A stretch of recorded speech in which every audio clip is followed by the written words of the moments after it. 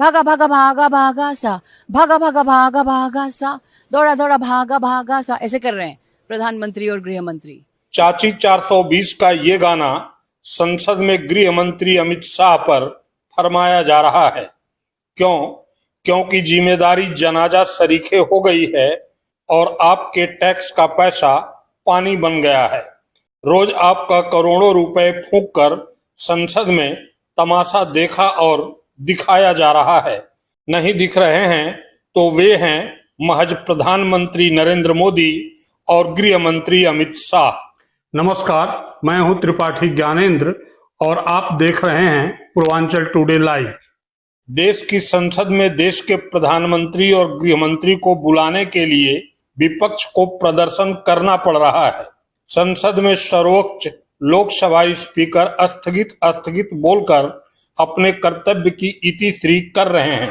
सदन की कार्रवाई आज 12 बजे तक स्थगित की जाती है। सदन की कार्रवाई आज 12 बजे तक स्थगित की जाती है। सदन की कार्रवाई आज 12 बजे तक स्थगित की जाती है। संसदीय कार्य मंत्री जिन्हें विपक्ष से बात करनी चाहिए, विपक्ष को मनाना चाहिए, वे खुद शोर मचा रहे हैं।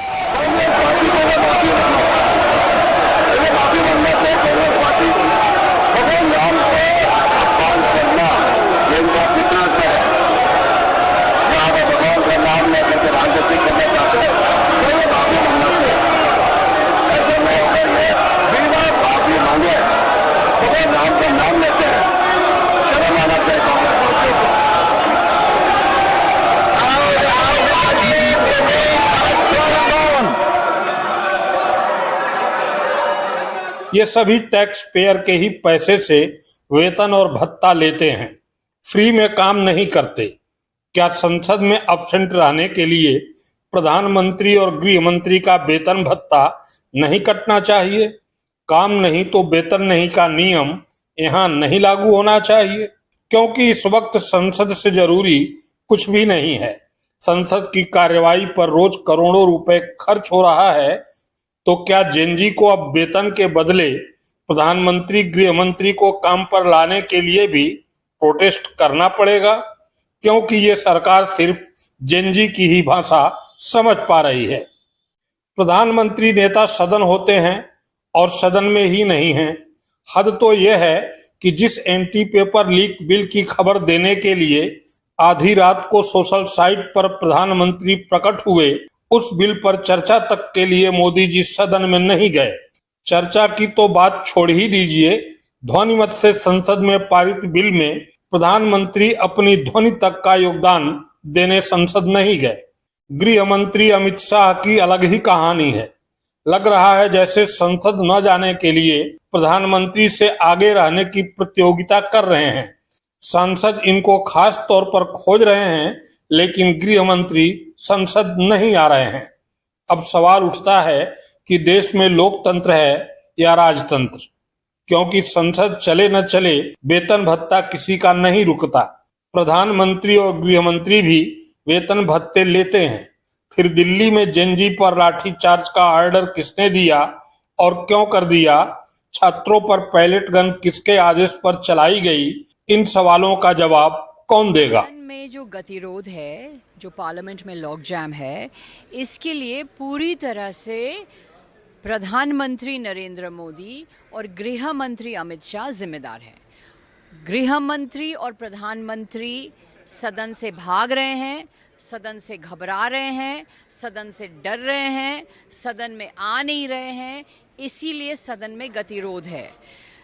गृह मंत्री जवाबदेही स्वीकार करने के लिए तैयार नहीं है कि जिस तरह से आंदोलन 20 जुलाई का जो आंदोलन हुआ था, जिस तरह से वो आंदोलन पर पैलेट गन चलाए गए, इसके लिए गृह मंत्री जवाबदेही स्वीकार करने के लिए तैयार नहीं है।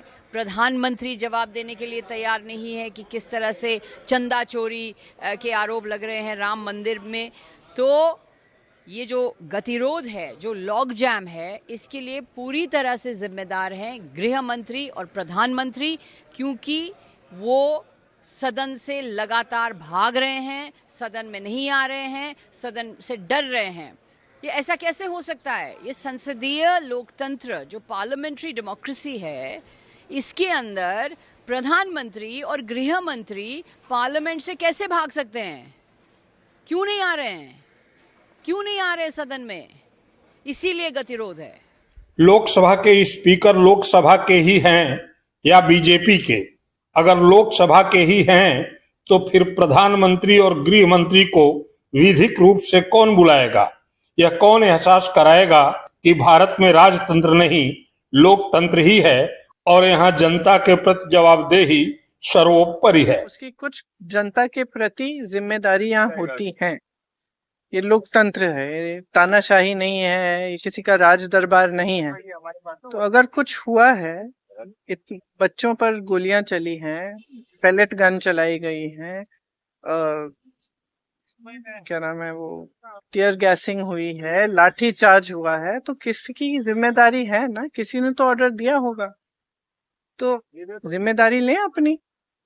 यही परंपरा रही है। कॉन्स्टिट्यूशन के लिए लड़े, एजुकेशन सिस्टम के लिए लड़े और इंडिया के फ्यूचर के लिए लड़े। मेन डिस्कशन वायलेंस पे था, हिंसा पे था। महिलाओं के घर में गुंडा भेजने के बाद फोर्सिबली उनसे अपॉलॉजी, 15 साल की बच्ची से अपॉलॉजी लेना और फिर उस अपॉलॉजी को एक्सेप्ट करना, accepting that apology is complete nonsense. We do not accept it.